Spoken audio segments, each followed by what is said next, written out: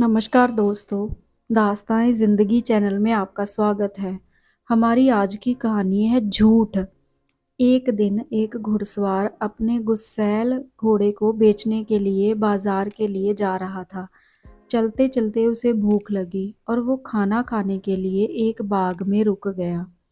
उसने एक पेड़ से घोड़े को बांध दिया। घोड़ा पेड़ के नीचे लगी घास को खाने लगा और वो घुड़सवार भी खाना खाने लगा। तभी एक व्यक्ति अपने गधे के साथ आया और उसी पेड़ पर अपने गधे को भी बांधने लगा। यह देख घोड़े का मालिक बोला, भाई अपने इस गधे को इस पेड़ पर मत बांधो। मेरा घोड़ा बहुत ही गुस्सैल है और वह तुम्हारे इस गधे को मार डालेगा। गधे का मालिक बोला, यह पेड़ केवल तुम्हारा नहीं है और मैं इस पर अपने ही गधे को बांधूंगा। घोड़े का मालिक बोला, यदि तुम मेरी बात नहीं मानोगे तो तुम खुद इसके जिम्मेदार होगे। गधे का मालिक नहीं माना और गधे को उसी पेड़ पर बांधकर चला गया। घोड़े ने उस गधे को लाते मार मार कर नीचे गिरा दिया। इससे पहले कि घोड़े का मालिक उसे संभाल पाता, घोड़े ने लाते मार मार कर गधे को मार डाला। तभी गधे का मालिक आया और अपने मरे हुए गधे को देखकर चिल्लाने लगा, अरे यह क्या, तुम्हारे घोड़े ने मेरे गधे को मार दिया। अब मुझे मेरा गधा लाकर दो, नहीं तो मैं तुम्हें यहाँ से नहीं जाने दूंगा। घोड़े का मालिक बोला, मैंने तो तुम्हें पहले ही कहा था कि मेरा घोड़ा गुस्सैल है, वह तुम्हारे इस गधे को मार डालेगा, पर तुमने मेरी एक बात ना मानी। अब इसकी जिम्मेदारी तुम्हारी है, क्योंकि मैं तुम्हें पहले ही इससे सावधान कर चुका था। दोनों व्यक्ति बहस करने लगे। तभी एक राहगीर यह देख उनके पास आया और बोला, तुम दोनों को राजा के दरबार में जाना चाहिए, वही न्याय करेंगे। दोनों सलाह मानकर राजा के दरबार की ओर न्याय के लिए चल दिए। दरबार में राजा ने गधे के मालिक से पूछा, पूरी बात बताओ कि तुम्हारा गधा कैसे मरा।